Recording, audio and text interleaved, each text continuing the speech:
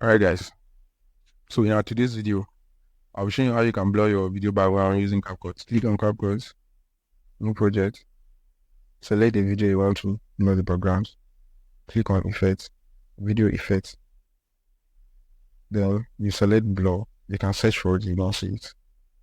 Increase the blur throughout the video. And what you're going to do next is export this particular clip, then we're going to import it back to CapCut. So after importing it, we're going to add an overlay of the original video. That is the video without the background being blurred.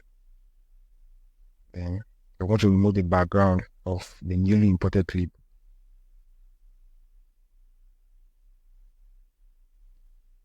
Done. I see that as soon as the background is being removed, you already have what you're looking for.